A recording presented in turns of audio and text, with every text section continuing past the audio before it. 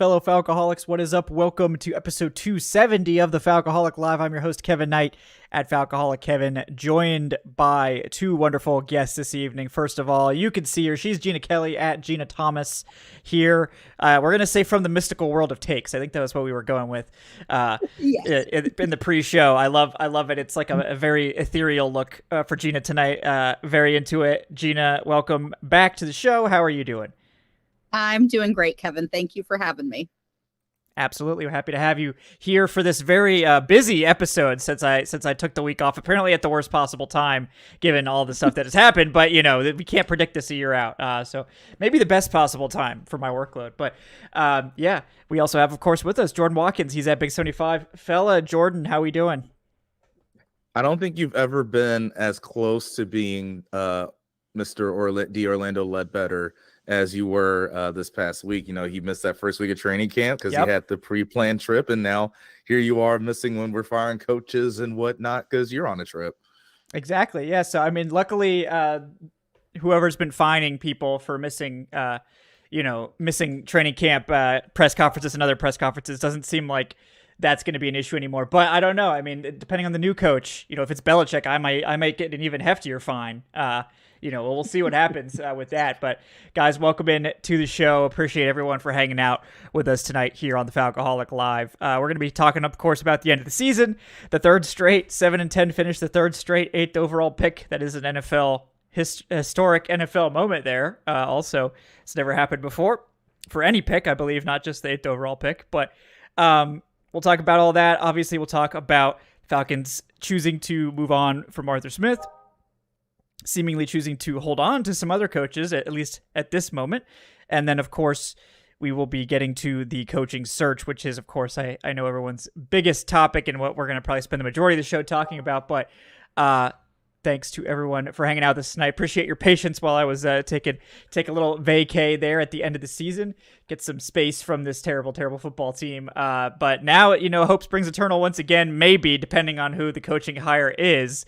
And before we dive in to all of that stuff, folks, want to bring you a quick word from our sponsor, betonline.ag. Folks, with the NFL playoffs right around the corner and the NBA season in full swing, BetOnline has you covered with all the up-to-the-second odds, news, and scores that you need, with additional odds, lines, trends, and info on both desktop and mobile access. You can get the world's best wagering information anytime at your fingertips. So no matter what you're betting on, and again, now the Falcons are no longer an option, so you can't even make poor decisions like I have been making all year by betting on the Falcons, but you can make poor decisions on betting on the playoff teams or NBA. I know that's a lot of people are Hawks fans. I'm sure Adnan would, if Adnan was a betting man, which he's not, he would probably advise you not to bet on the Hawks either. So, you know, our Atlanta sports teams are crushing our hearts this year. But no matter what you want to do, guys, head to betonline.ag today to get in on the action and see all those updated odds. Just remember to use our promo code BELIEVE, that's BLEAV, to receive your 50% welcome bonus on your first deposit. BetOnline, where the game starts. All right. Well, Gina, I know we talked sort of offline about kind of the emotions when a coach does get fired when you've actually interacted with them, which this was a new thing for me this year, obviously. Actually getting to spend 3 seasons with Arthur Smith and getting to know him a little bit, and it carries a different weight, and it starts to be, when people talk about firing a guy, you're like, oh, I know who that is now, and that's not, you don't demonize them to the same way you do when you're a fan just looking at someone on a screen who's just your mortal enemy in football, you know.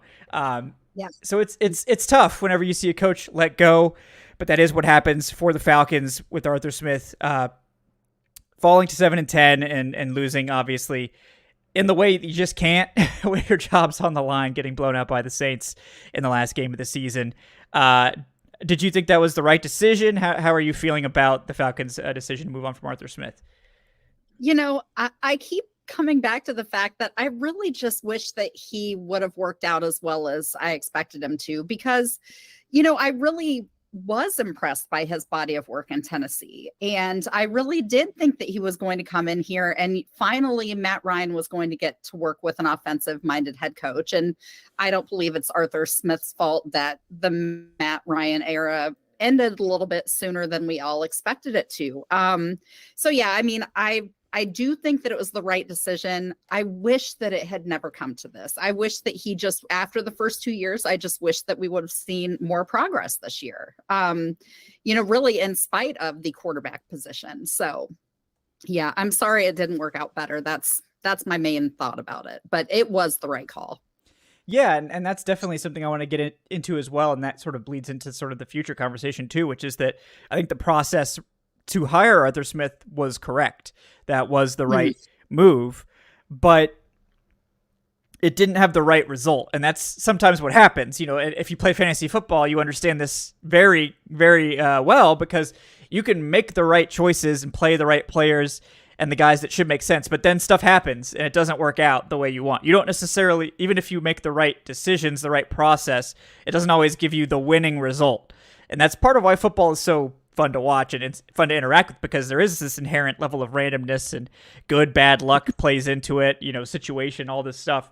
And you have to think some of that obviously played a part, like you said, with Matt Ryan, but definitely, was pulling for Arthur Smith. I mean, I was one of his biggest fans. I think I was all over the hire from the beginning. Like, this is the guy I want. And people have definitely made it clear, to rub my nose in it now when I say I want this guy. They're like, oh, well, you wanted Arthur Smith. It's like, yeah, and I'd do it again. I think it was the right call. It's just the wrong result. So, yeah. Yeah, no, I completely agree with you. I think that we were all pretty much over the moon that they were able to land Smith. And we certainly did see some strides this year on the defensive side of the ball. So there were some encouraging things to come out of this season, but the offense just was so problematic. I don't think that there was another decision to make. I just don't think that it's realistic in the NFL that a coach would stick around after a season like this. Yeah, I agree. And Blank stays consistent. He's never held on to a coach for 3 straight losing seasons, 3 straight seasons with no playoffs, and he stuck to that. And I know, Jordan, you and I were talking about that as well, and we've made our preferences clear, I think, on this program over the last at least 4 or 5 games, especially, that we felt it was time to move on. But now that it's actually happened, do you feel still the same way that you did, that you think it was the right call? It definitely was. And I think that there are a lot of reasons as to why it was right. And part, y'all kind of talked about it already. You look at the improvements of what happened on defense, and it's like, okay, those happened. Now, why did they happen? It's not like you had a head coach that was a defensive minded guy, right? And you think about how on offense, yes, I get it. Quarterback play itself, like even if we were taking away scheme and this and that, it wasn't enough. No matter if you had Ritter in there turning the ball over, Heineke in there turning the ball over, it wasn't enough. But one thing I thought was really shocking and telling, though, from the offense situation, was the run efficiency, right? Mm-hmm. The fact that you could not, you spend this prize pick on a running back that's supposed to be your home run hitter, and you don't run the ball as well as you did the year before. Right, when it's Cordero Patterson, Avery Williams, Caleb Huntley, and Tyler Algier. So that was really telling and interesting to me, especially from someone, again, that's what you hang your hat on. You're the offensive line guy. A lot of what we brought you in for is because of the things that you made work with Derrick Henry in Tennessee, and then, of course, going off the play action game with that to make things work, and it just wasn't there. But also I think that in a weird way, and I don't think Hollywood could have written this up any better way, different way, however you want to put it. The way the Saints game ended, being the fact that, that was his last game, did that not just feel somewhat, not poetic, but like, it's like, of course, that's how you're going to go out. There's this whole situation. Like, it's like I said, I felt like your biggest rival, they don't respect you. And again, I say that from the standpoint of, it wasn't even the fact that they did the play that they did. Listen to the answer that Jameis gave you after the game, right? Like, you're already down 41-17 or whatever it was. Like, what's 7 more points going to do? Like, if I were to hear that as a player, it's like, okay, when do we play them next week? Next season, is the schedule already out? I'm ready to go already. And I know you don't have to do that because it's the Saints. Like, you're already looking for that matchup. But no, that's straight up disrespect. They don't respect you. And the fact that he goes out that way, it just felt it was just like, this has to be the way. Now I do want to say this though, because I think both of y'all did a good job of hitting on this too. Again, at the end of the day, that is a human. At the end of the day, look, he's the Falcons head coach. Arthur Smith was the Falcons head coach. Even if you did like him, didn't like him, you still, I would hope that you wanted him to succeed because he is the Falcons head coach, right? Like, I could disagree with a lot of stuff that Arthur Smith does. I want him to do well because if he does well, the Falcons are winning. Now, again, you know, like I had to go through the personal side too, because remember, Dan Quinn was my head coach when I was at rookie minicamp. You know, he was the one that was, because he has the D-line background right back from when he played in college.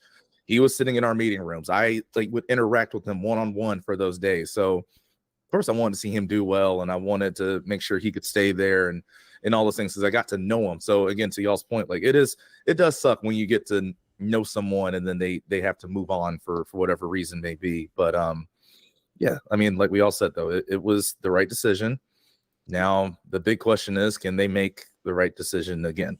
Yeah, that's the key. And, you know, and I think we all did a pretty good job on this program, making it clear that this isn't some personal vendetta against Smith. And I know fans, they do take it personally, right? I mean, and when you invest so much of your energy in the team and it doesn't go well, you know, you tend to demonize the people that you think are to blame. And Arthur Smith certainly was to blame for at least some of the issues. There's no question there. But for us, you know, it wasn't really a personal thing. It never really is. It's a business thing. We want the Falcons to be better. We don't want to fire Arthur Smith because we want, you know, to see him fired. Like, we want the team to get better. And that's sort of the story at the end of the day. And you feel bad, obviously, for Smith and any of these assistant coaches that are likely to be let go, you know, and we'll see which of those coaches end up going or not. At this point, it does seem like the Falcons are trying to hold on to many of the assistants, you know, most notably Ryan Nielsen, Marquise Williams, and Dwayne Ledford, offensive line coach. Those guys have all been blocked from lateral interviews.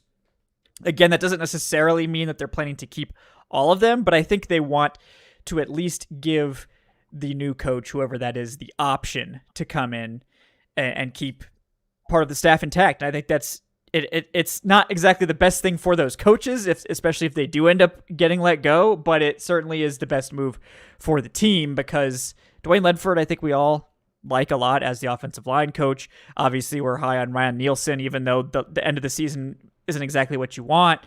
And then Marquise Williams, you know, I think this year the special teams did struggle more, especially the return game, but they lost their punt returner, who was one of the best in the NFL, you know, in the preseason. So it's hard to get around that. They didn't really seem to have much of a plan B there. But, you know, I think it's a good idea to hold on to your coaches that you like, the coaches that are high-end guys, and especially if they do end up going, you know, in the offensive direction again.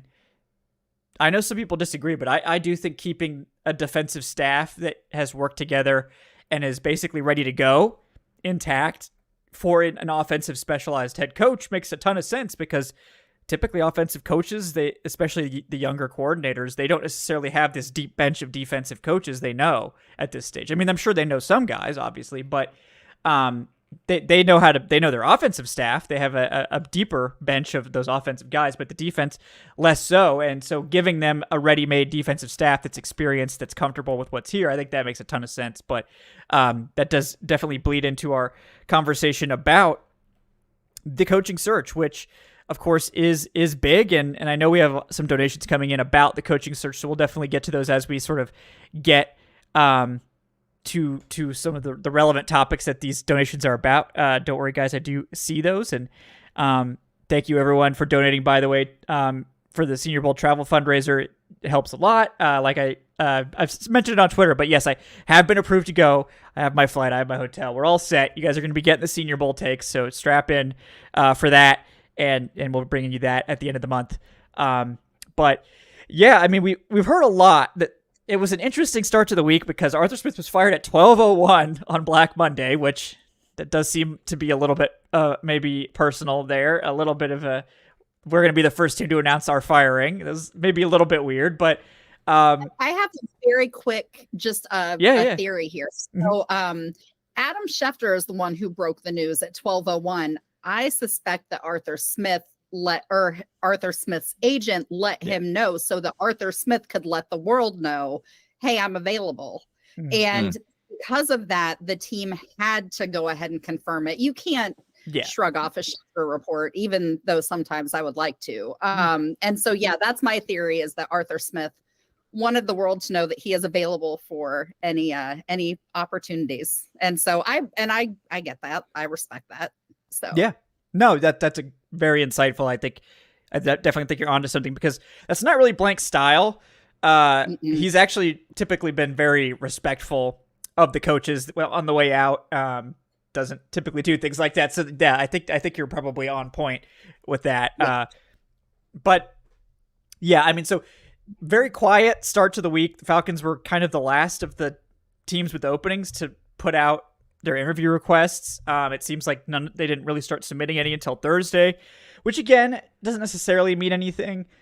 But I did find it interesting that they didn't submit anything until after Bill Belichick was announced to be leaving the Patriots. And that's going to lead us to our first topic of conversation, which is all the reporting that the Falcons are hot and heavy for Bill Belichick, which to me just seems like a disaster waiting to happen. But Jeanna, I'm curious, what do you think about the man himself, the devil incarnate, Darth Hoodie, Bill Belichick, coming to Atlanta to coach this Falcons team? Well, I hate it, but maybe not for the reasons that everybody thinks. I hate it because I do not miss a Patriots game. I watch as much of the Patriots as I do the Falcons because my husband is a Patriots fan. So I haven't missed a game in the past 3 years. They have been, I mean, like, they were worse than the Falcons this year. They were harder to watch than the Falcons this year. Take those poorly timed turnovers and multiply it by like 1 billion and then make them slightly more embarrassing. And that was the Patriots for especially this past season. The other thing is his drafting in the past several years, especially, has been really questionable. And N'Keal Harry is a guy that I always go back to. Like, he really reached for him. It didn't make a ton of sense. Fans hated the pick. Analysts hated the pick. And everybody but Bill Belichick was right about it. And he's also, in my opinion, shown an unwillingness to kind of grow his strategy as the game evolves. I think that he's really entrenched in his way of doing things, which worked for a very long time, obviously. But, Mike Smith, I think, was a really excellent coach, but I always felt like he was very stuck in his era of football, you know what I mean? And he was just not either unwilling or unable to, adapt to the league as it evolved. And so I'm concerned about that. And then just like some of his decisions, like making Matt Patricia the offensive coordinator, that was one of the dumbest things that I have ever seen. And they were such a bad offense as a result. That in and of itself makes me question Bill Belichick's judgment to the point that I'm very concerned. Now, a lot of those concerns would be resolved if he doesn't have full control over all personnel decisions. I really think that Terry Fontenot has done a great job, especially with the cap and free agency. And so if Terry is going to stay in the same role and Bill Belichick is not the only person making those decisions, I could be talked into hating it less. But yeah, that's kind of where I stand on Bill Belichick. Yeah, no, that's a great point. And I think I echo a lot of the same concerns you have about Belichick. And, I would hope that if they were considering hiring him, they'd be like, look, we know you're on the way out, so we're not comfortable giving you total control. We need to have a succession plan. We need, probably you need to stop just working with the 3 or 4 guys that you always work with, because we need to get some new blood in here. And we need you to work with Terry Fontenot to build this team out. And if all of those things happen, then it's Bill Belichick's a great game day coach. He's a tremendous defensive coach. Still absolutely one of the best in the league at those things. He's not an offensive coach. He never really has been. He's obviously very tactical, very smart about the game. And I know Brady has said he's been instrumental in his development, and defensive coaches can bring a lot to developing a quarterback because they can tell them exactly what the defense is thinking, what the defense is looking for, and all that stuff. His experience is great. I have no problem with Belichick, the coach. I think he's a tremendous coach, easily one of the best, if not the best of all time in that arena. Belichick, the personnel man, is very different from Belichick, the coach. And having Tom Brady covered up a lot of problems with their drafting. And the good news was that Belichick loved comp picks and loved to stockpile picks and trade back and all of these things. And that gave them a lot of shots, a lot of ammunition, so they could afford to miss more and more. But it was definitely a sketchier operation than you would expect. But Jordan, I'm curious your thoughts on Belichick coming here, and do you sort of feel the same way about that stuff? Thanks. Or what do you think? Yeah, I feel the same way, and for a lot of reasons that have already been mentioned, but I have a couple more too. One being, when you have somebody that's been, they've had it a certain way for so long, how do you all of a sudden expect them to change? Right. So look, Bill Belichick has been de facto GM and head coach for 20 plus years now in New England. So we just all of a sudden expect that he's going to come down to Atlanta and be cool with just being a head coach and not having certain say-so and control over player personnel and things like that. I don't see it happening. Like, I would be very shocked if that was the case. And the reason why I say it is he can say everything he wanted in an interview, or actually let me flip that. Because if Bill Belichick comes into the office, you're not interviewing him. Bill Belichick's interviewing you. Like that's how that goes. He's earned that, right? Like 6 Super Bowls, X amount of wins away from Shula. He's earned that right. And so look, everyone has these questions about how exactly are things organized in Atlanta? Who has the say? So where's Terry Fontenot? Is it Rich McKay? Like, who's really running things around here? Well, the thing is, if Bill Belichick comes in, and again, he can say like, okay, this is how y'all run it. This is cool. I'm with it. Let's just say this doesn't start off the way he wants it to. Guess who then's going to want to resort back to the way he's been used to be having things run for the whole time he's been coaching, and he's had a successful tenure while coaching? It's going to be Bill Belichick. That's going to be a clash. I don't see that changing. And Jeanna, funny enough, you were talking about the N'Keal Harry situation. So it's also pretty interesting. I was reading a report about that. So, AJ Brown and Deebo Samuel, they were kind of going to meetings and whatnot together. And of course, they're a little bit more loose, like to have fun. And so apparently Bill Belichick took that as they didn't take it seriously. So he's just like, I don't want them. So N'Keal Harry comes in, he's like, about business, yada, yada. And so that's where the whole infatuation of N'Keal Harry came from, because the scouts were saying, you want one of those two. He's saying, we're going him. It's just kind of, okay, let's sit there and think about it. Y'all, is that really the energy mentality that you want? Because even this year for the Falcons, like, what was so awesome about the defense? See how much fun they had, right? They celebrate all the wins, 4th down stops, people running all over the field, going crazy, the celebrations. Now you're going to bring in some guy. Like, the Patriot way is not going to fit in Atlanta. It just would not. I get it. It's crazy. A lot of people are just like, well, who was Atlanta? Who's a Falcons fan to talk down on a 6-time Super Bowl champ? Well, I don't think that's really the same thing anymore. Plus, look, I really do think what the Falcons are looking for and what they want, they don't want to be doing another coaching change and coaching search in, like, let's just say 3 years. Because again, you look at some of the other coaches that have just retired or stepped out of coaching, right? Nick Saban, 72, Pete Carroll, 71, Bill Belichick's right there at 72.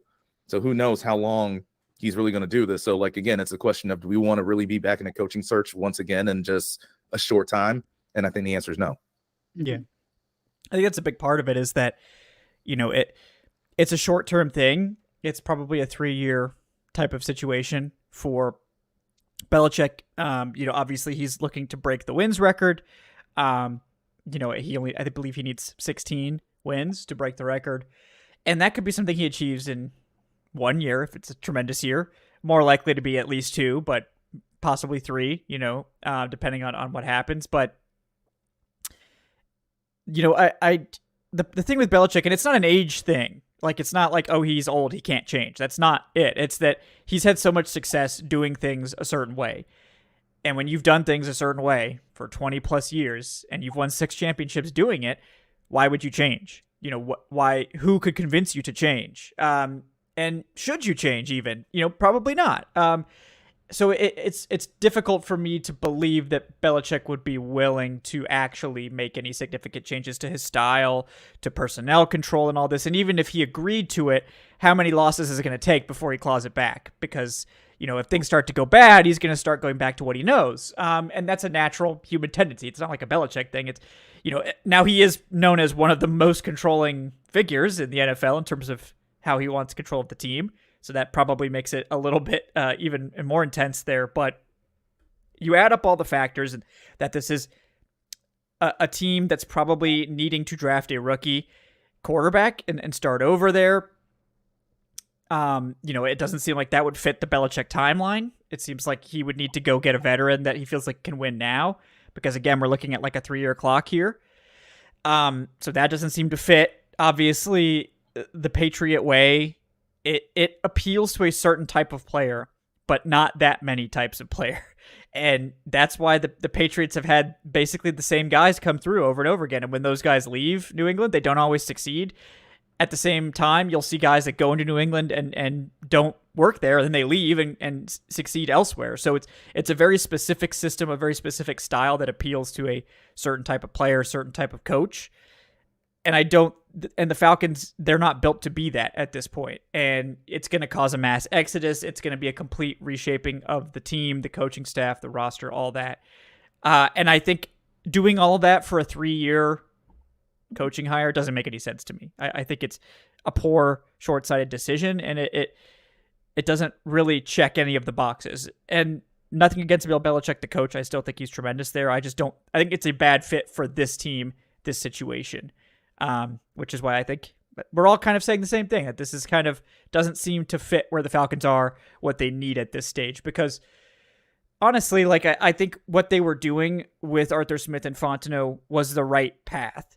It didn't result in the wins this third year, but I think the path was the correct path. And I think what you should do is go back, like don't stop the plan because one aspect of the plan didn't work, or two aspects didn't work. Desmond Ridder, the cheap quarterback route didn't work, and the head coach didn't work. You don't have to blow up the whole plan. You just make changes and fix that. I guess I would wonder now that we've sort of said the guy that's been most linked to Atlanta, Bill Belichick, is not who we want. Jeanna, who do you want? Or what type of coach do you want in this scenario? Oh, gosh. I mean, that's the thing. I don't even know.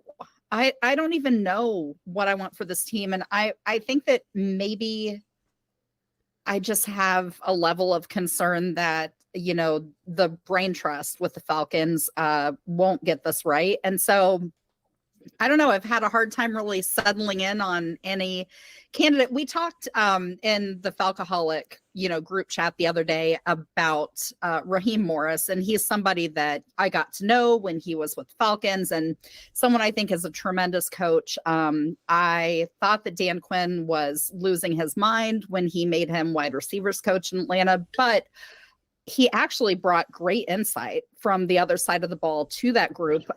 Roddy White, who speaks his mind all the time, he loves him. And so Raheem is somebody that I would definitely be excited about that hire. I guess that I will just leave it there. He would be my favorite candidate. So I think there's no chance that the Falcons hire him. Yeah, I know a lot of fans are like, "Oh, he doesn't have a great head coaching record," and like he was 4-7 when he was Atlanta's head coach. He was an interim coach in a lost season, so I'm not going to hold a record against the man for filling in for half a season for Dan Quinn, who was fired. I mean, I don't think that's really fair to really hold that against him. And I agree. I do like Raheem Morris. He's definitely in my top 3 because I think it's valuable when you find a guy that has tried and failed, and hasn't disappeared.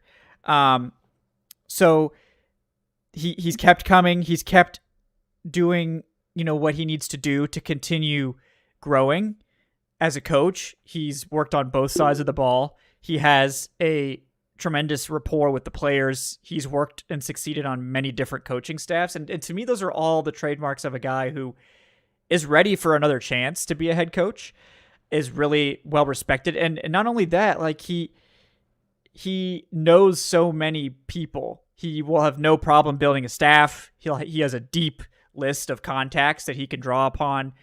And again, a lot of people are saying, well, we've tried and failed with a lot of sort of first-time head coaches. Well, there you go. He's not a first-time head coach. He's done this before. He's had that experience and has been able to find success in a lot of different roles. He's not the sexy name. The Falcons typically don't go for the sexy name.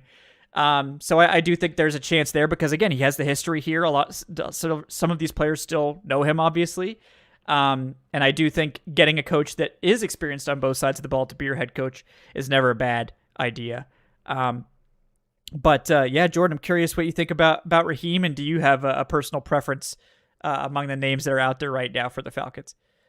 I mean, don't get me wrong. I do love Raheem. I think there was something interesting. I still remember from when he took over as interim. There was this article that came out. I think Jeff Schultz might have done it. And he was just talking about how, Raheem, he wasn't ready when he was at Tampa Bay, right? Like still so many things he had to learn, some ups and downs he had to go through to really understand, the importance and what it was is to be a head coach. But then we all saw how things went when he was the interim. And I hear what you're saying in terms of, that was an interim thing, but we have seen, like, there's a reason why, if you're not a Raiders fan, you're saying y'all need to keep Antonio Pierce. It was different, right? They had, I think, the best scoring defense since he took over. You saw the players kind of really got around him and how their play was different. And again, there were just certain head coach game flow, game plan decisions from Raheem that I had questions about, when he was the interim. And so, maybe those don't happen again, but it's just hard. Like if you're really trying to get this right, and of course I do think Arthur and Rich, they are trying to get it right. At least I hope so. Instead of getting what they want, I hope they get it right. Is that is something, unfortunately, for Raheem that they can hold against him. Right now, the way I'm thinking is, I get the whole thing about I'm trying to find like that mix right now for the Falcons. I'm saying that in terms of, okay, we get it. All the first-year head coaches or first-time head coaches that we've had. Well, again, if we remember, for one head coach, it's one bad fourth quarter against San Francisco and a Harry Douglas trip when he's wide open in that fourth quarter from that not being a failure. There's another one where you're one fourth quarter and also a need interception that gets caught by Torrey Smith from that also not being a disaster. So it's not as bad as it always, came to look and be. But if they do want to switch, and I do think Arthur wants to get like a kind of like a big splash. I think you can get the mix of experience and splash. I think Jim Harbaugh's the fit. I just think that, a person that you look at what San Francisco was before he got there, and you look at what San Francisco was once he got there. I can even take it back to my alma mater. Look at Stanford was before he got there. Look what Stanford was when he got there. And then, of course, we continued success when David Shaw was there. Look at what the turnaround he had to do with Michigan. Because remember, I think during or after that COVID year, there were a lot of rumors that he was about to get out of there. And he had switched things up, which I think is something that's so impressive that he doesn't get credit for. Is like if he needs to delegate play calling, like, hey, I need an OC to run this, I need a DC to run this. He has he's turned that page and let that happen, right? That's a big reason why Michigan had the success that they did this year. So also just someone that can be a leader, but also at least has a little bit of a sense of self-knowledge and self-awareness of like, hey, I need to change this up, change that up. I just think he fits all of the boxes in terms of what they look. It's a splashy name, big name. It's a coach that has experience. But again, he's not 72 to where I don't think that after 3 years he's going to want to stop coaching. So I feel like that would make the combination of everything would make the most sense. Yeah, I know Gina's probably roiling with the mention of Jim Harbaugh coming to Atlanta. Well, and now there is, again, maybe not for the reasons you think. Do I hate him because he is Michigan's head coach? Very much so. But if you'll think back to Ohio State's Tattoo Gate scandal, Tressel left and he got a position with the Colts, but the NFL imposed his suspension. And even though Harbaugh has already been suspended by the Big Ten, I fully expect when the NCAA investigation is finished, because this thing it's pretty bad. The sign stealing thing, like the breadth and very scope widespread. of it. Yeah. He is going to serve another suspension. And I hate to say it. I think that all of your points are really good about him, and he probably is the strongest candidate, the guy who would come in and be most prepared to have sustained success, because I don't think Arthur Blank even wants immediate success at this point, but he wants to, see improvement and then have sustained success. Jim Harbaugh could do that. But I do think that the fact that he might be facing a hefty suspension is going to probably keep him at Michigan for now. And I think that he stands to lose an outrageous amount of money if he gets out of his contract early. So after next year is when I really do expect Harbaugh to be ready to go back to the NFL. That's just my opinion. I don't know. Yeah. And it's actually an unbiased opinion. That is not based on any kind of Ohio State fandom. Yes, I mean, Jeanna is very good at keeping her fan biases out of it, because you have to occasionally, pinch it for the Saints site, and I know it burns me up inside I definitely cackle when I make the Saints confidence graphic and it's, in the single digits. So, yes. I understand that game. But yes, I know you're capable of delivering insight that's not based purely with fan goggles. And I think you're definitely onto something there with Harbaugh. And there's been surprisingly little buzz about Harbaugh interviewing or receiving interest. I mean, obviously there's buzz like, teams would be wanting to talk to him, but there hasn't been any movement yet. So obviously next week is when stuff really starts to pick up in terms of people actually interviewing based on the schedule, but definitely something to monitor whether he actually does end up coming to the NFL or not. And I know George Costanza was saying his first choice was currently Jim Harbaugh as well, along with Bieniemy, Lincoln Riley, and Ben Johnson. Those are some good options. Yeah. So, hey, but he's like, look, if we maybe you automatic, Caleb Williams will end up here if you get Lincoln Riley. Maybe that's the play. But yeah, I mean, you have to get the quarterback right, and I agree with you on that, George. And you got to get the guy to fix that side of the ball, because that's where the problem is. And that's one of my other things with Belichick, is that's arguably the one thing he hasn't really been able to do, is find a quarterback other than outside of Brady and get the offense fixed when it's kind of sputtered. So that hire doesn't really help that, and we'll see what happens there. But curious about Harbaugh. We'll see what happens with him. To me, the guy that I've kind of circled, because I think everyone loves Ben Johnson. I think he's sort of universally loved, and that to me means that he's the hot candidate. He's the one that's going to get the most attention. And I think there's certainly some chance that he does take the Atlanta job. I know we put something up on the site about, the most desirable destinations, and the Falcons are a desirable destination. They have an offensive line that's pretty much set. They have a lot of young weapons and pieces for a quarterback to take advantage of immediately. They have salary cap space. They have enough picks to go to get a quarterback if they want. They have the picks to trade for one. They have the salary cap to trade for one or sign one. And they have a patient owner that typically, and I know it's controversial, how much does the ownership interfere in the day-to-day? Rich McKay is a hot topic right now, but from a league standpoint, Blank is well respected and known as one of the more patient, coach-friendly owners that's not going to fire you 6 or 8 games into the season when you're having a bad year, like David Tepper. Coaches aren't afraid to come to Atlanta thinking they're not going to get a fair shot. If there's one thing you could say about Blank, is that he's going to give the coach a fair shot, and hasn't really been one to, kick guys out too early or not give people a chance. So I think it's a desirable destination. So certainly Ben Johnson could be on the table, but let's pretend that Ben Johnson takes the Chargers job, because if it was me, I'd go to where there was a quarterback, and just, let's be honest with that. The guy that I really like is Bobby Slowik, who is someone that has really just burst onto the scene this year for good reason. Obviously, the Texans offense has been very good, but the main thing is he's shown an ability to develop a young quarterback very quickly, a quarterback that was, I think, unfairly accused of, not going through progressions or not being able to navigate pressure and all this stuff. And I think that's not necessarily, that was always kind of overblown, but very few rookies take off to the level that CJ Stroud did this year. And I think, you look at the Texans offense, and it's pretty impressive given that was an offense that was absolutely in the dumpster basically before Slowik and Stroud got there, along with DeMeco Ryans, of course.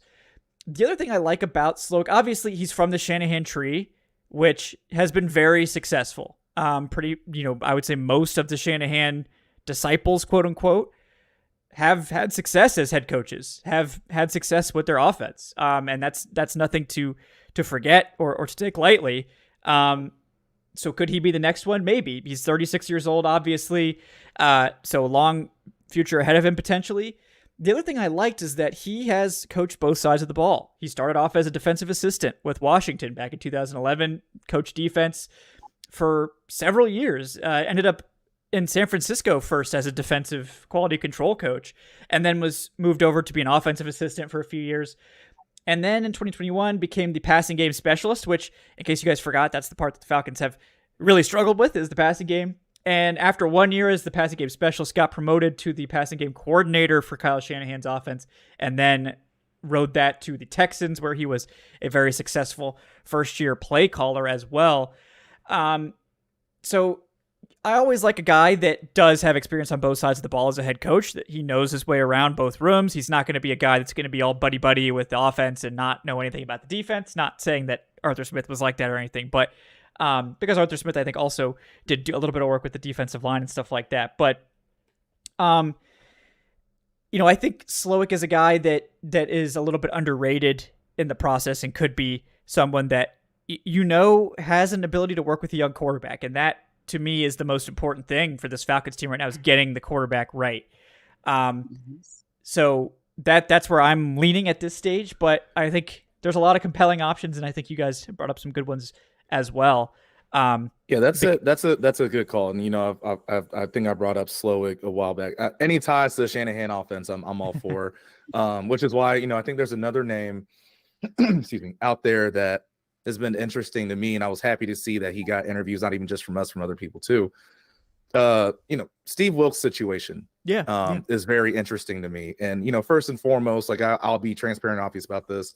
As a black man, I really hate to see how he's been done by this league when he's had his head coach opportunities, right? You give him 1 year with Josh Rosen, and then all of a sudden, because Kyler Murray's available, you fire him, and then you bring in, Cliff Kingsbury. Oh yeah, how'd that work out for you? And we see how Carolina went, where the team rallied around him. Crazy enough, they had a chance to fight for a playoff spot last year too. They say, nope, we're going to move on because we want this guy, Frank Reich. Okay, well, how'd that go for you too? But again, it's one of those things where you talk about San Francisco. Another thing that I've been thinking about as of late, and actually shout out one of my friends, he's the one that put me onto this. The idea of Clint Kubiak, who's on the San Francisco offensive staff right now. I think he's already interviewing too for some other offensive coordinator opportunities. I think the Bears brought him in, so you maybe bring him as an OC. So again, still have a continuity with that West Coast Shanahan style offense for a young quarterback. And of course, he has experience working with the young one. We see what Brock Purdy's been doing. Just another thought that I was thinking on that too. That's kind of like I'm not saying Steve Wilkes is like my number one, but he's definitely higher up on the list, I think, when I thought about the context, continuity. And again, like I said, you got a chance to bring in a coach that wants to be petty against a division opponent twice a year. Sign me up for that. Sign me up. Yeah. No, I mean, lots of good points there. And yeah, no, this is such an intriguing coaching search from so many levels, because there's a lot of ways you could go. I mean, they're interviewing a lot of really talented defensive staff members, like you mentioned, Steve Wilkes especially. And he was a guy that I think had a lot of fans when we were hiring the defensive coordinator last year. I think a lot of people preferred him even to Ryan Nielsen before that hire was made. And I understood why. And I was not entirely against that either, because his players love him. And I think he's shown to be a good coordinator everywhere he goes. So I certainly wouldn't be opposed to Wilkes getting a serious look here in Atlanta either. I know Corey Woodruff, our other contributor, he's team Ejiro Evero, who I still think maybe needs a little bit more time. Obviously, coached the hell out of that Panthers defense that was, very similar to the Falcons defense in that they had to really carry a struggling offense most of last year. We've seen Lions defensive coordinator Aaron Glenn, who I know has fans as well. The interesting, the Ravens, the Falcons are interviewing multiple guys from the Ravens. Not Todd Monken yet, interestingly. I figured he would be on the list, so we'll see if that does develop at any point. But Mike McDonald, their defensive coordinator, and Anthony Weaver, their assistant head coach. They've definitely cast a wide net of guys. I'm still very much, and we're definitely going to get to you guys' comments and your preferences too, because I know we have a number of donations and votes about you guys' personal choices for the coach that we'll read off here. But curious what you guys think about that offense versus defense debate, because obviously it did. The Arthur Smith thing didn't work out. I'm still very much team hire an offensive head coach, because if you don't, you're going to lose them. You're going to lose that coordinator. Say you do hit on that great coordinator, you're going to go through what the Texans are probably about to go through, what the Bengals are probably about to go through, what, a lot of teams are going through, like the Lions potentially with Ben Johnson. Like, you get the great offense that you've been searching for, and then somebody else steals your coach. Doesn't steal, promotes really, but the Falcons obviously went through this at a very close level with Kyle Shanahan getting promoted and taking over the 49ers. And, now in hindsight, we know that, maybe the offense was the most important part. And fair or not, that's just where the NFL is. Offense is king. So I'm definitely team offense, but I'm curious, Jeanna, do you care one way or the other? Is it more about the individual, or are you more subscribed to that side of the debate? So there are a few things, and this is based on, an entire lifetime growing up around coaches. Some people are really better suited as coordinators. Being a head coach, you've got to be a big picture person. You've got to be able to delegate. I think that having experience on both sides of the ball, like we've talked about with Raheem Morris, I think that that's really important. And there are very few people who have that, people who haven't had a head coaching role before. So yeah, I don't know. I mean, over the past several years, we've had both types of coaches, and here we are still complaining about this team in the year of our Lord 2023. So I don't think it really matters. I do think that what matters most is the ability to delegate, being able to set your own ego aside, even if it's your side of the ball. If things aren't working well, be willing to listen to other people. I think that just really being a strong leader is the most important quality for a head coach. Yeah. No, I have to bounce, you guys. Oh, yes. Okay. Yes, I remember now. Yes. Thank you for your insights, Jeanna. Appreciate your time. Thanks for coming on. Have a great night. Love y'all. Thank you so much for having me. Bye. Absolutely. Have a great night. Yes. Well, Jordan, it's just us now. Now we can really, release the takes now. But no, I'm curious though what you think about that. Do you have a side on that debate, or is it more about the individual coach for you? I mean, I think it's just more. I think Jeanna put it the right way. I think it's about the leadership characteristics. That's what matters most. I mean, again, you look at some of the most long tenured and successful coaches of this era. They come from a variety of different ways. Tony Dungy was a defensive guy, but of course they got the quarterback right. And that's what made that work. Again, Bill Belichick was a defensive guy. They got the quarterback right. So that's what could help and make that work. Mike Tomlin's not an offensive guy, but because the culture that they established and had in Pittsburgh, it didn't really matter. But I do think, again, it just comes down to, for the most part, is like, I understand the point about, the offense and keeping things rolling. The thing that's interesting about that, though, is think about, again, the offensive staff that we had in Atlanta with Dan Quinn, right? Kyle Shanahan's there, Matt LaFleur's there, Mike McDonald. You have all these guys, and what always is going to feel like, in whether hindsight, some people probably thought this and saw this in the moment too. They had a chance to have continuity with play calling and scheme, and they didn't do it, right? They let guys get out and go all these other different ways. So, it can still happen. But again, the thing for me is, the main thing I look for a head coach, not even if they're an offensive guy, defensive guy, it's just how can you relate to the guys, right? And how can you show them that I'm willing and able to put this ego aside and do what's best for the team. And again, that's another reason why I brought up Steve Wilks, because think about it. When the 49ers went on their 3-game losing streak this year, the offense in those 3 games, the offense scored 17 points in each game. But guess where a lot of the fingers were being pointed towards during that? It was Steve Wilks, and the defense were saying, well, it's because Steve Wilks needs to be down on the field. He's in the booth and the players can't relate to him. Like, defense isn't the reason y'all are losing. This high-powered offense with Kyle Shanahan and Christian McCaffrey and Brandon Ayuk and all these guys, y'all putting up 17 points a game. That's the problem. But guess what Steve Wilkes did? He didn't say anything to the media. He just went down on the sideline and kept working, kept operating. Like that just, in terms, like I said, leadership qualities and characteristics, that shows me something. That's the main thing that I want to look for. And I mean, we can even talk about it in terms of what we just had here. And again, I'm not saying this to bash on Arthur Smith, but how many times do you see whether it was like Kurt Warner saying something about the offense, or, you know, if people are asking, hey, you know, why can't we get Pitts the ball more, or where's, you know, Bijan in the goal line? And it's like, oh, I don't care about the fantasy football, right? It just felt different from a leadership standpoint. So that's the main thing for me. It can be an offensive guy, defensive guy. I just want to know how you can relate, be a leader, and own up to your faults when you do show up short yourself. Yeah. I mean, I think all those things matter, and unfortunately, those are things that you don't really know as an outsider unless you've actually worked with the coach or you've had a lot of time to meet with him. And for the most part, other than maybe Raheem, because we've seen him in Atlanta for so long, you know, he's been around this team and we have some experience working with him. It's hard to know. Obviously, Steve Wilkes, you know, the buzz is excellent there.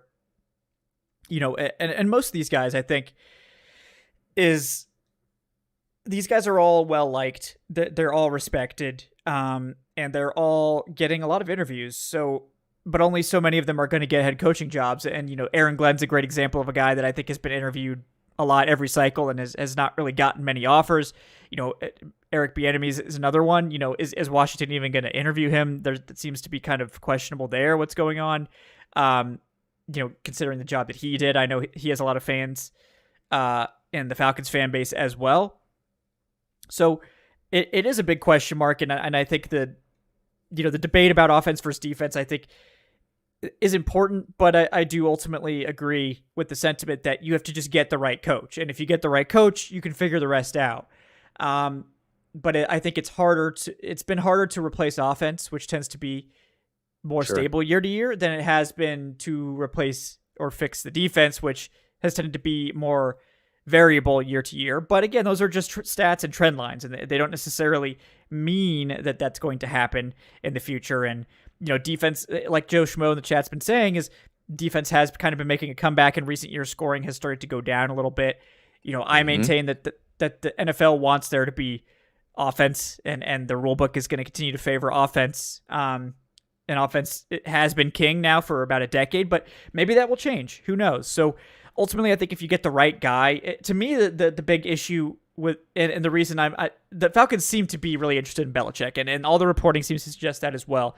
And I think that's the one guy that like nobody on this panel wants, because I think it's short-sighted and it's so small. It's very narrow-minded, I think, and it's all about, let's just go all in to win the next 3 years. So you're going to blow up this entire methodical rebuild. You're going to blow up the locker room, the culture, to bring in a very good coach, don't get me wrong, for what's going to be a 3-year run. And I just don't think there's a great chance of winning a Super Bowl in that 3 years. And I'm not convinced that Belichick gives you that much more of a chance than one of these other coaches that could be here for a longer period of time. And I think... I think going for that long-term coach is always the right play. I don't agree with people that say like, oh, well, it's really hard to find, a Mike Tomlin or a Pete Carroll or a Bill Belichick. So like, why even bother? We should just go for the short-term fix.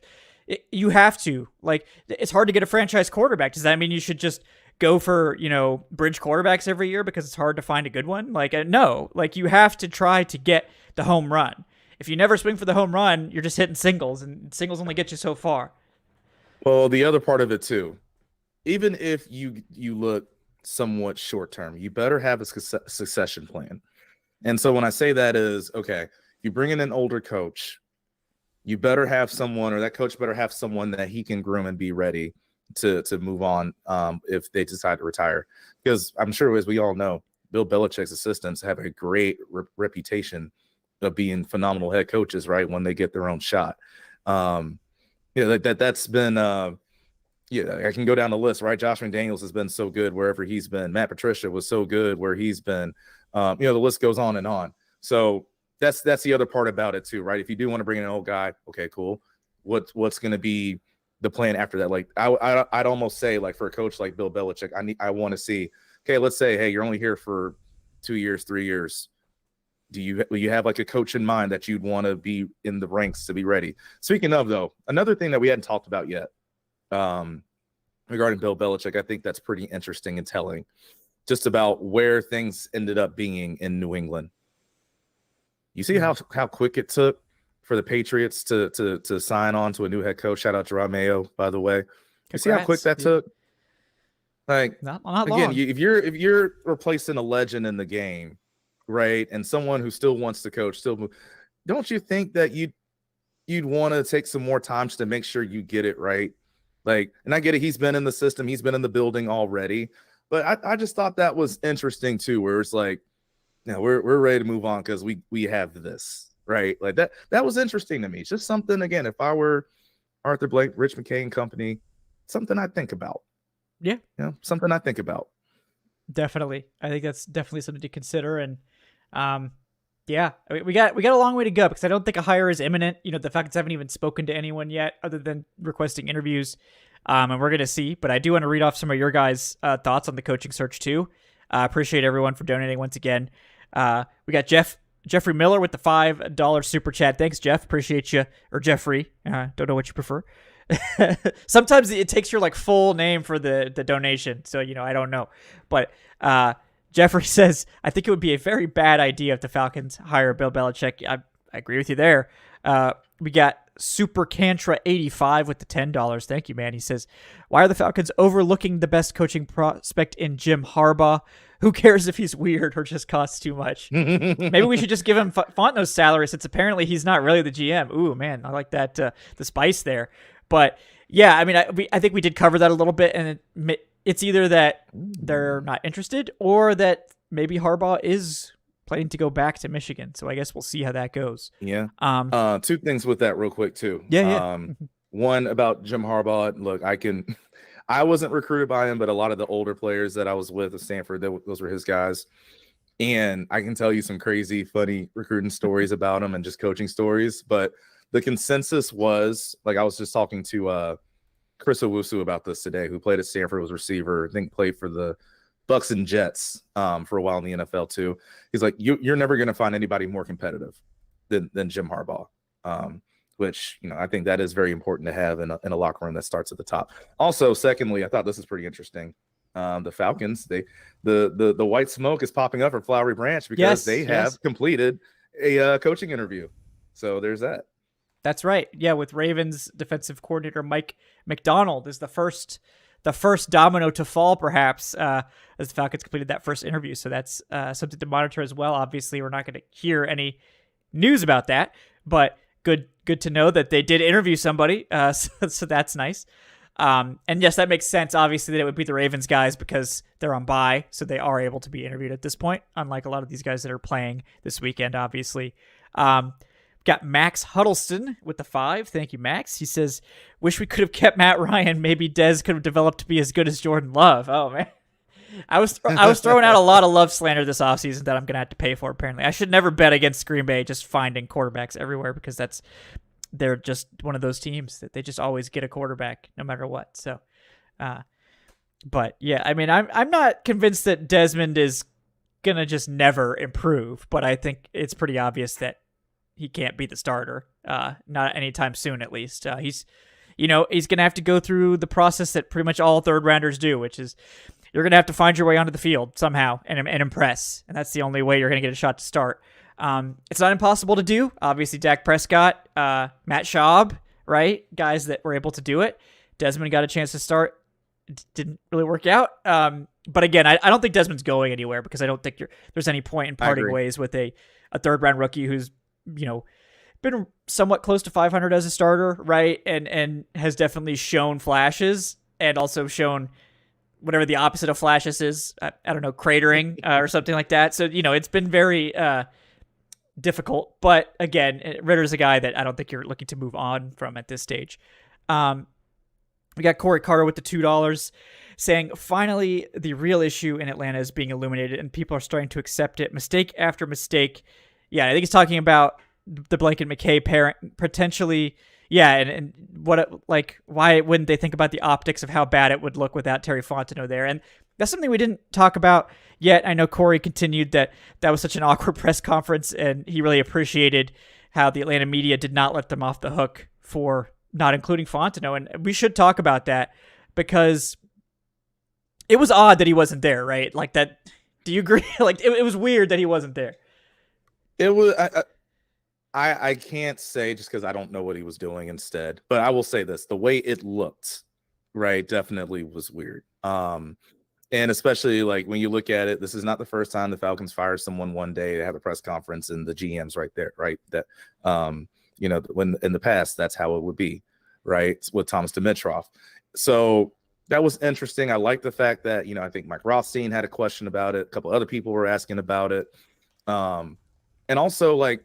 I think it was home team Brandon Leak. He had the question of like, you do realize like people have questions about the two of you, right? Being McKay and Blank. This was one of those interviews, and I'm saying this across all levels of Atlanta pro sports, where this was one of those first interviews where it really felt like no, they were ready to put it to him. Yeah. And it was much needed. It was much needed. I think from that standpoint, it was good. You got to ask them the tough questions. Because look, here's the truth about it. One, you need to ask the tough questions, but also you need to see what the response is going to be because of those tough questions. And there were answers there that were, it's like, okay, this makes sense. Going about this, going about that. Then there were others where it's like, wait, hold up, what? Then how you just answered that kind of flip flop from what you said earlier. So that was interesting, but again, like I'm happy the way that it went. It would be I would just like to hear from Terry himself eventually. Of like, because I'm sure one of the questions is going to be, hey, like when they had the Arthur Smith press conference, where were you or what was going on? See what he has to say about it. Right, maybe he was skiing like me. I don't know. Taking a vacation. Like, I don't know. Maybe he's at Flowery Branch. They're doing some maybe one-on-one as an interview type. So I don't know. Which is again, that's why I'm not gonna jump the gun fully and say that it was weird, but optic wise, yeah, it definitely was like that's a little bit of eyebrow raiser. Yeah, so I agree. It was weird. It was strange, and I think people are rightly starting to question like how much power does Rich McKay have? Because over the years I've been told he's just on the business side, but then he said stuff during the press conference about like, yeah, I am involved in the day to day, and it's like. That wasn't what I was told. That's a little concerning, a little eyebrow raising. And, I don't, McKay is a very, like, I know fans hate Rich McKay. He wasn't a very good GM in Atlanta, but he is a very well-respected NFL figure. People that think that McKay is like, he has no business being in the Falcons organization or he's like a fool or something. No, Rich McKay is one of the most powerful people in the NFL. He is the chair of the competition committee for those that don't know. He basically is the leader of the people that set the rules every season. So he's a very respected figure. He commands a lot of respect from the league at large. It's a good guy to have in your organization, no question about it. The question is, how much does he actually help your football day to day? I think from the business side, from the league side, obviously he's a big asset, but you do wonder, and again, the same thing with Arthur Blank, who obviously commands a ton of respect in the league, is a great business mind. But how good of a football mind are you? And are you getting too involved with that side of things when you should be hiring people, which is your expertise, right? You're a businessman. You should have a feel for the character, Deshaun Watson fiasco notwithstanding. But you hire the guys to make the decisions. It all goes down the chain. You don't need to insert yourself into football operations, and I hope that they're not. But it certainly did raise a lot of eyebrows, as you said, to what was going on there with that conference. But we got Guy Fieri, aka Solaire, with the $2. He says, "I want Belichick here just so we can watch D-Led versus Belichick weekly." That would be must-see TV. I would enjoy that, certainly. I thought we had no shot at Ben Johnson, but now we do. Disappointing season, but the Falcoholic content was great at least. All right. Thank you, Guy. He also says Jordan's been a great addition to the show, so it was worth it. Yeah, I agree. So much appreciated. Thank you. Absolutely. We also got Corey Carter with the 2. He says, I would like to take a moment to say thank you to Coach Smith It didn't work out here, but he was always accountable. And even though I have personally joked about the FedEx background, he really didn't take the easy way. He did decide to make his own way. I respect that. Yeah, I agree. Thanks to Coach Smith, he coached his ass off. I never questioned his effort or his desire to see the Falcons succeed. I think he was doing the best that he could, obviously. It just didn't work out. So, all the best of luck to Coach Smith wherever he ends up. I'm guessing that wherever Vrabel ends up, he'll probably join him. And hopefully he'll have success in the future. Hopefully this will be a learning experience for him. And, it's good to know that financially Smith will be okay. Yeah.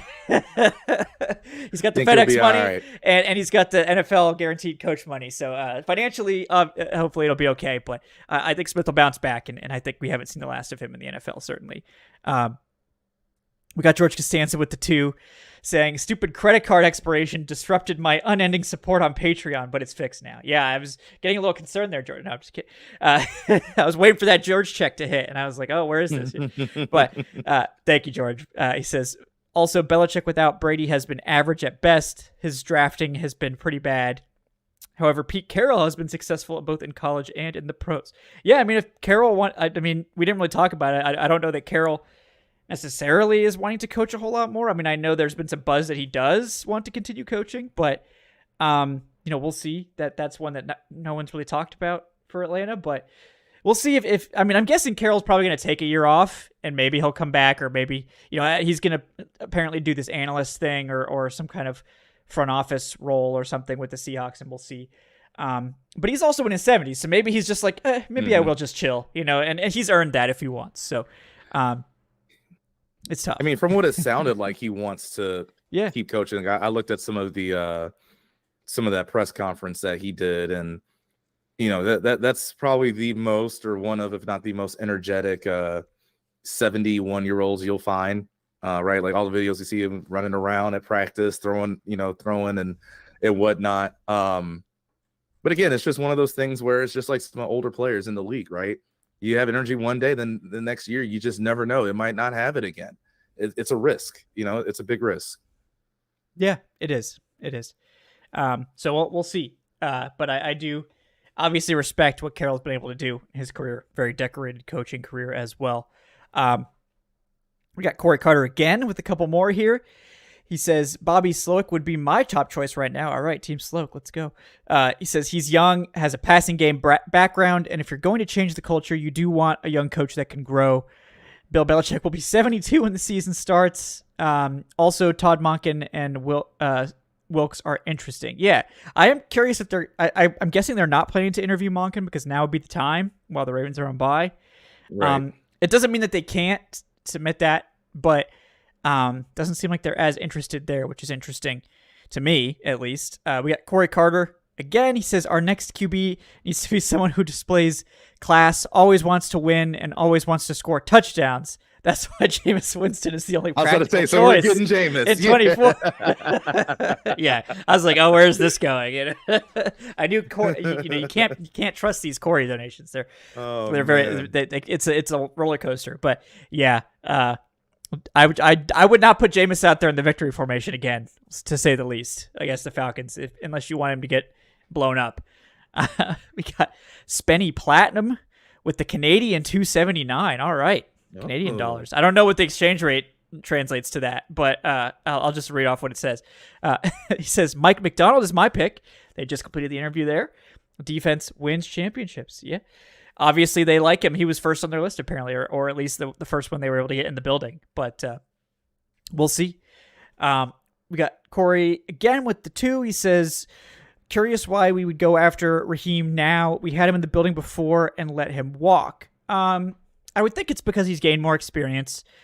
I think back when he didn't necessarily blow the doors off as the interim coach, right? So they were probably like, we need to sell the fan base on a bigger move than just sticking with Raheem. And I think at the time that made a lot of sense.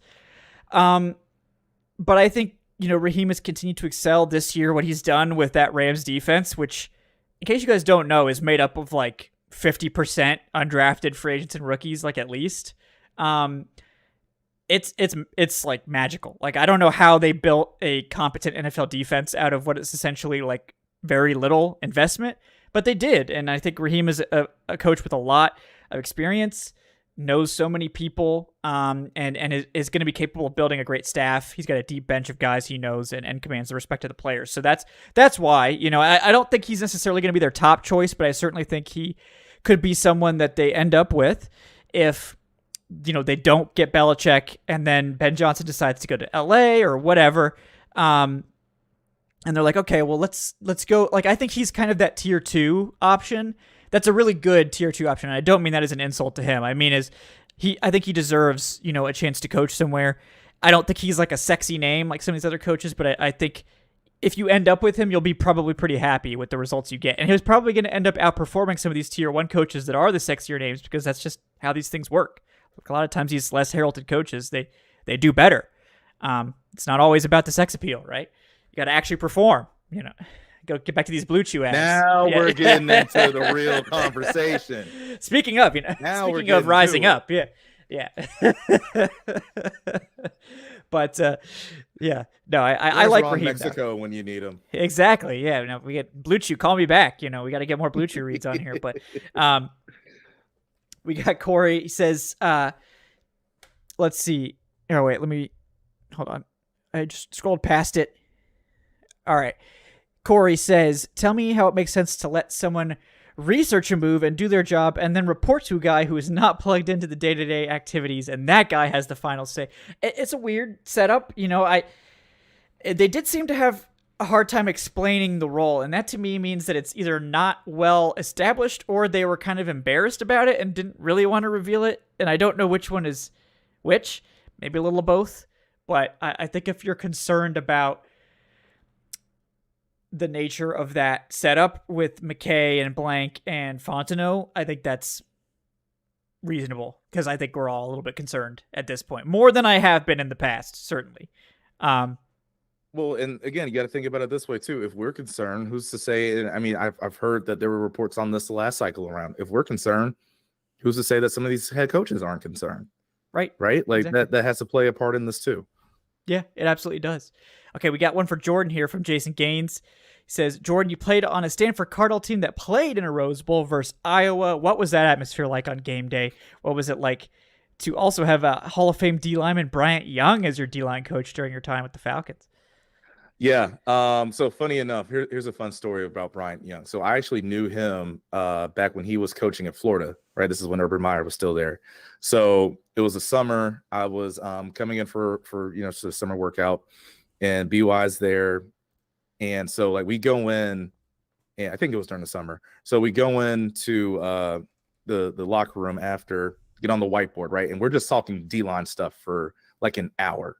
Right. It was awesome because, I mean, I remembered him from his 49er days. And I was like, man, I'm talking to Bryant Young. This is dope. So you get done. I'm leaving. I think I'm driving home. And I get like an ESPN update. And it's like, oh, yeah, breaking news. Urban Meyer is stepping away from Florida. And I was just like, why did I just – what like I just spent a whole hour with a Florida Gator D-line coach, so now what happens, but no, to catch back up with him though again in Atlanta was really awesome. Like he remembered me, we caught up, like really really awesome dude, and of course he knows his stuff too about the D-line. So it was awesome being there with Brian. Then the second question, I mean, well, it was the first question, but there's nothing like being at the Rose Bowl. There's really nothing like it. That was my third Rose Bowl game, but we also played there before too, because UCLA plays their home games there as well. But that kickoff time on New Year's Day, the grass, like it's the greenest grass you'll ever see. Like they make sure of it, they paint it to make sure it looks even better in green. When that bowl fills up, it's just incredible. And they always have like the stealth destroyer fly over for the anthem. It's crazy. I wish I could paint an even better picture for it, because I always say Pasadena, the Rose Bowl, there's no better venue than being there. And of course it did help that our first play from scrimmage, there's this really good white running back that took a pass to the house that got us going in that Iowa game. But wonder what he's up to now. But no, I love the Rose Bowl. Yeah, it sounds just like an amazing experience to get to play in that such a storied, historic venue and such a big game. Pretty badass sounding, in my opinion. So appreciate you sharing those great stories. We got Dave with the 5 says, I just can't stomach Belichick, and I don't care about his legacy. Yep, fair enough, Dave. Fair enough. Is that you, Dave Choate? We got Corey, another Belichick comment here. Belichick to the Falcons after New England would be like when Lombardi went to Washington after Green Bay. Totally forgettable in the scheme of things. Yeah, I mean, I think that's one of the concerns is that a lot of the times these late career, sunset sort of moves, they don't really generate much. So, not that it hasn't ever worked. It certainly has. But will it work for the Falcons? Be like, I don't think so. Yeah. Be like Tracy McGrady in a Spurs jersey. Yeah. This doesn't feel right. Yeah. It's what was it? I forget the one with in the Magic jersey. I can't remember if it was. Was it Patrick Ewing or was it Sean Kemp? It's one of the two. I can't remember. Yeah, but it's one of those like, oh, this doesn't look right. This is not good. Mm-hmm. This is not okay. We got Corey Carter again. He says, hoping to see the Bieniemy crowd calm down. He's not even going to get an interview with Washington. Does have past baggage. It's true. And is suspect when it comes to his coaching ability overall. Also has questionable communication skills. I mean, I can't speak to that. It is weird to me that he's not getting an interview with Washington. I thought, the buzz was for a while that he was just going to take over because they liked what he saw. Obviously, Sam Howell had a really bad end of the season. That didn't help things, but he's just going to go back to Kansas City if he doesn't get hired in Washington or get a head coaching job and probably help that offense immeasurably. I mean, I think he's clearly someone who's talented offensive coach. I think the play calling in Washington for the most part was good this year, so I'm interested. But yeah, I mean, once again, he's not getting a lot of interviews, and you do wonder why he's not getting more. But obviously the past baggage does have something to do with it. The NFL is more sensitive to those things than they have been in the past. Still not sensitive enough, in my opinion. But, so I wonder if that is part of it. But, for a while, obviously it was like, oh, we think Andy Reid, runs the show and Bieniemy doesn't do much. But I think the Washington situation showed that Bieniemy does know what he's doing as a play caller. So, yeah, it's one of those things where, look, there's two sides of the spectrum, right? You can say, hey, well, Washington was one of the leading passing teams in the league. It's like, well, they had to be because that defense also was not very good. But at the same time, the way I look at Bieniemy, again, I guess it kind of goes back to the standpoint of the leadership aspect of it. Like that's one thing that really came from me from a lot of the Kansas City players that I thought kind of didn't get as appreciated as it needed to be. If that makes sense. Like everyone, of course, you want to see like the actual plays and the production, which of course is very important. Not denying or taking away from that.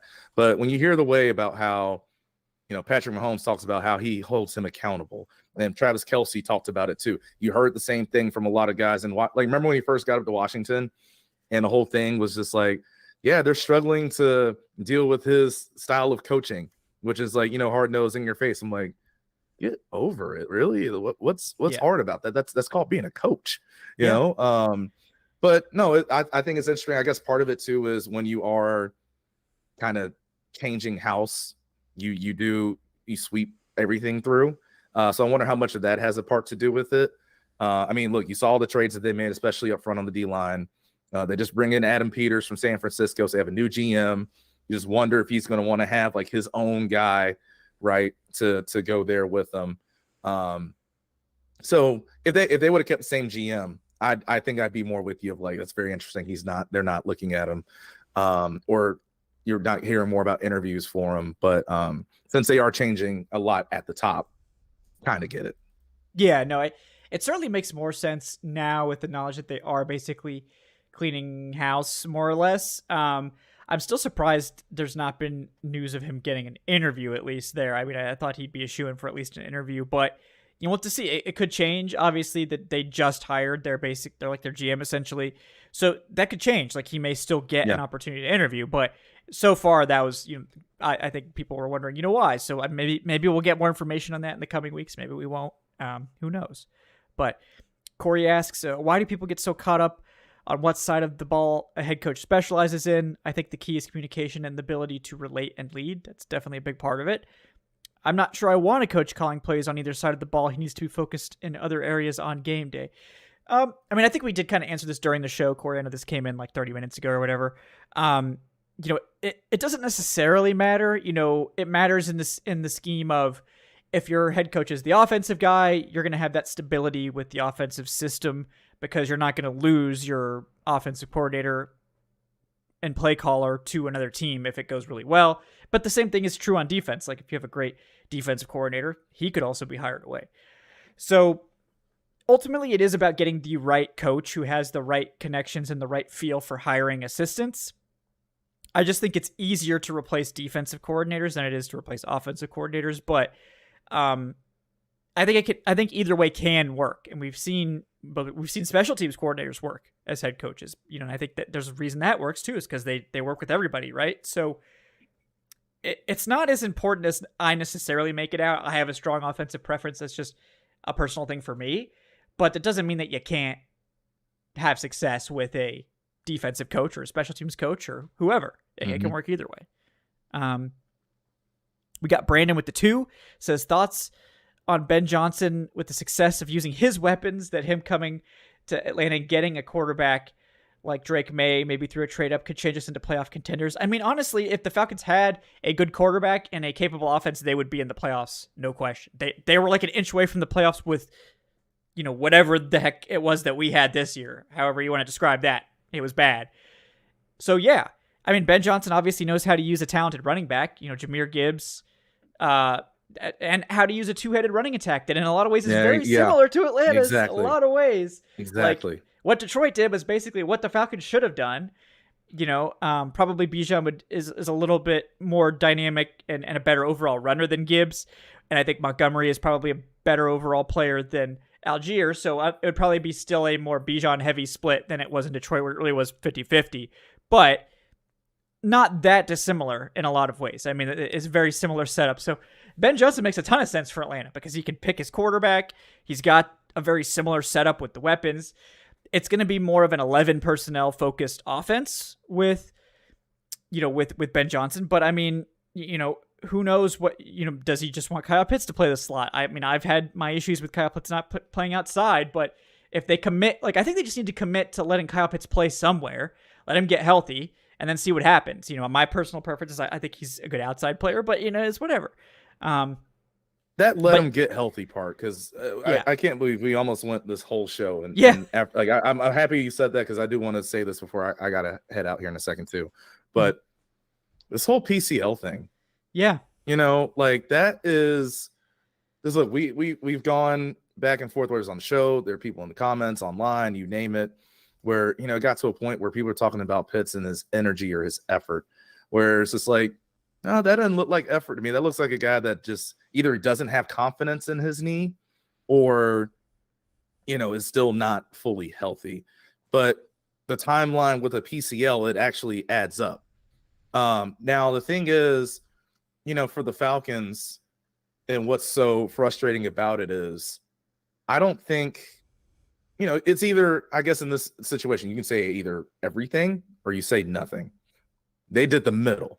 Right? Like, if you just want to say, hey, he had knee surgery, boom, okay. Like, we can still have our questions. But the fact that you only put out one part, that makes us kind of, makes everyone question, like, what's going on with Kyle Pitts? What's wrong with Kyle Pitts? But also with that, the thing that they kind of mess themselves up with too is like, look, at the end of the day, look, the NFLs, we all know it's a business. And one of the businesses that they're in bed with now is fantasy and gambling. Those injury reports and statuses, those go a lot of ways in terms of how money is played and where it goes in Vegas and these big fantasy leagues and things like that. Now, I'm not saying that, you wouldn't, some people still wouldn't pick up Kyle Pitts or put, DFS down on Pitts or things like that, but it would change like where he goes in a certain draft or what's the over under for his yardage, right? Like if the status of his knee. So that's one of the things though, where it's, if you want to protect him, and not have his full injury info out there, I got it. But here's the monster that you have to deal with now if you're the NFL. That you don't get to pick and choose like that. Obviously we already saw a bigger example of it earlier in the year with the whole Bijan Robinson not feeling well thing, right, against Tampa Bay and getting fined for it. So that was an interesting one, but I'm glad you said that. Yeah. And I mean, a lot of people were questioning Pitts' effort, and I never really thought that was legit. He didn't look 100%. And I've never questioned Pitts' effort. He's never been a guy that's given less than 100% effort. And I know people don't necessarily understand, but you don't always give 100% effort on every route. I mean, you can't. Like if you're on the field for 8 straight plays, you can't go 100% every play, because by the time you get to play 8, you're going to be dead. Sometimes you do have to take a little bit of a play off. You don't take the play off necessarily, but maybe you're blocking, or maybe you're running a clear out or whatever, and you don't have to go full on sprint to do that. I don't also think just not in the progression every single play. Like every single receiver, it's not Madden. Every single receiver is not in the progression every play. Well, the quarterback doesn't see the chart, and you press the button and it goes to that guy. That's not how the real world works. Yeah, the Madden vision. You remember the vision cone they used to have like back was at 05 or something like that. Yeah, the vision cone isn't like this like it was for Peyton Manning. It's more like this a lot of times like it was for all the black quarterbacks that was on that game. Questionable, yeah. Oh man. Well, Jordan, I know you got to take off. I appreciate you hanging around for an extra long edition of the Falcoholic Live tonight. Thank you so much. And we'll get you obviously back on when we start figuring out our off-season plans here. But really appreciate your time, guys. He's at Big75 Fella. Anything else you want to let people know about before you head out? No, I'm just happy we got to do this so I can take this time. Like I want to say again, shout out all the fans, everyone that's been tuning in to every single show, previews, post games, trench talk, you name it. Y'all make this thing go and make this work. So appreciate y'all. Hopefully you enjoyed having me on this year. It's been a blast for me to get to talk football with y'all. And whenever we know what's going to happen in the off season, I'll still be around, and hopefully we'll be talking again with y'all again soon. Absolutely. Well, you're going to be involved in the off season, so there's no suspense about that. But yeah, once we figure out our schedule and stuff, guys, we'll let you know. But Jordan, thanks again. Have a great night. Appreciate you coming on. Yep. Thank you. Thank you. All right, folks, you can see 2 of me now. Ooh, you can see my secondary camera. See how much nicer this first one is. Thanks. Shout out to George Costanza for that. But yeah, guys. All right. Well, let me get to the rest of your donations tonight before we sign off here. Appreciate everyone for hanging out with us. Please like, subscribe if you haven't done it already. Leave us that 5-star review if you're listening to the podcast audio. After the fact, this hard cider's starting to hit all the bubbles. Oh, man. We got Jason Gaines for the $2. He says, my pick for the next Falcons head coach is Mike Vrabel. His son is a backup offensive lineman on the Falcons roster. True. Played pretty well when he had to also.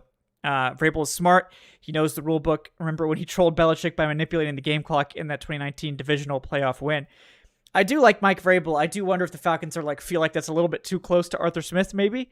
But, fair or not, I do think Vrabel's a good coach. And now that he's not taking that Patriots job, maybe he will end up getting a look here in Atlanta. I think he's a very good coach. Jason Gaines again says, I hope I don't get banned from the Falcoholic. That's never a good way to start your question. But have to criticize Will McFadden for that article on the Falcoholic's website to keep Arthur Smith as head coach after the Aints game. Yeah, so I know you called it a clickbait article. I can tell you right now, it's not meant to be clickbait. That was Will's genuine thoughts on the situation. And he knew that it would get blowback, but he wanted to write it anyway because that was his personal opinion. And, I didn't agree with it either, but I appreciated that Will wanted to put it out there and we were going to give him a platform to do it. It's not like it was some outlandish take. I personally was ready to move on, obviously, from Arthur Smith, and we've made our reasons clear. But, I don't think it was clickbait. I think it was 100% genuine. I think it was Will's real thoughts on the subject. And I mean, I think I honestly appreciate that he was willing to write it and was willing to put it out there because, again, it was very much against what the majority of the fan base, I know a lot of you guys too, it was not what everyone was thinking. I appreciate that he wrote it. Again, I didn't personally agree with it, but we wouldn't tell Will that he couldn't write it. I mean, obviously we would have standards for if you were writing something disingenuous or if we thought you were writing something just inflammatory for the fun of it. Only Matt gets to write those articles. But No, I mean, I appreciated that he wrote it, and he knew he was going to get blowback, and he did, and it was horrible timing because Smith got fired pretty much immediately after he wrote it, but he didn't mean it to be clickbaity or inflammatory. He just wanted to voice his opinion in the best way he could, and I appreciate him for doing that, and I hope you'll understand that it was just his opinion. He wasn't necessarily trying to do anything other than voice what he thought his opinion was, so appreciate that he was willing to do it. I thought it was a good article, even though I didn't personally agree with it. I think he tried to lay out the case, and it very well could have happened, Very well could have happened. We got George Costanza with the 2, saying, we need a coach that commands respect so much so that the players don't disregard and overrule him on a victory formation kneel down. Cough, cough, Taints, cough, cough. Next year when they go victory formation, Grady should blow it up and suplex Carr. I mean, I wouldn't be opposed to that at all. We got Nico with the 5. What's up, Nico? He says, Kevin, Jordan does left. Apologize. Do you guys have any red lines when deciding on your preferred head coach candidate? For example, if one of them insisted on Terry leaving or so much control that his position became untenable, is that a no for you? Similar for Nielsen. Thank you. Yeah. So to me, I mean, Fontenot needs to be in charge of personnel. I don't want a coach in here that's going to take over or want to kick Fontenot out. So that's my one red line is I'm not willing to hire someone that's going to kick off Fontenot or a coach that wants total control. I think that so rarely works out for the better. And I think the collaboration forces guys to get out of their comfort zone to work together with someone. But, other than that, I don't really have too many red lines. I mean, obviously, I don't want anyone with a sketchy past. I'm not willing to hire guys with tons of baggage or anything like that. I don't think anyone the Falcons are considering interviewing is like that. But, I want a good coach, and I'm willing to look far and wide for that coach, even if it's not one of my preferred guys. I'm willing to hear him out, and I hope that they will do a thorough search, and this isn't just window dressing for hiring Bill Belichick, because I think that's the one guy that I disagree with the most, but we'll see. But yeah, great question there. And yeah, I would like whoever the coach is to keep Nielsen, but if they hire a defensive coach, it's probably not going to happen. So that it just is what it is. I do like Nielsen. I like the staff they've assembled on defense. I hope those guys stick around, but it's really up to whether they go for the offensive guy, which is my personal preference, or they go for more of the defensive guy, and he's probably going to bring in his own staff. We do have Rab Muhammad with the $5 donation, but I don't see a question. Rab, if you did have one, put it in the chat or just let me know next time, and I'll get to you. I apologize, I don't see any message attached. So if you meant to leave one, throw it in the chat. I'll try to get to it here. Just a couple more here, guys. Appreciate all the donations, honestly. Oh yeah, I think the donation thing disappeared. Okay, there we go. Yeah. Whoa, didn't mean to do that. Stop it. Stop moving. Stop moving around. Sorry, guys. This thing is persnickety. I try to lock everything so I can't accidentally move stuff. But, all right. Yes. So, next one from Jeffrey Miller with the $5. Thanks, Jeffrey.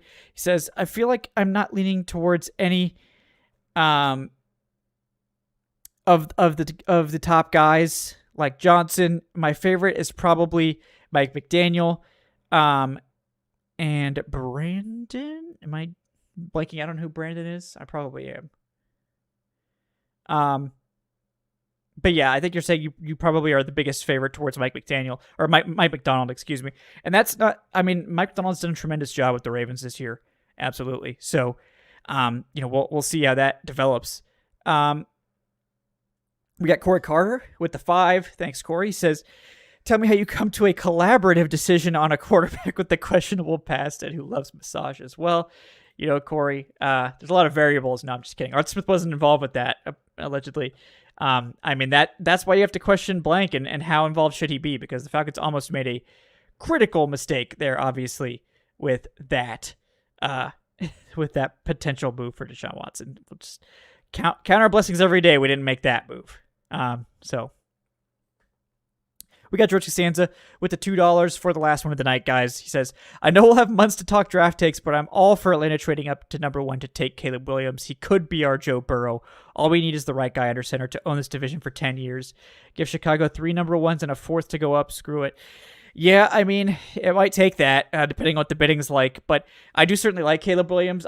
I guess I'd have to watch more of him. And again, I'm like a quarterback vibe scouter. Like, I don't really get super into the quarterback scouting. That's just not my forte. But I do like Williams. I like Drake May. I like Jaden Daniels. I like Michael Penix. Those are probably the guys that I would strongly consider.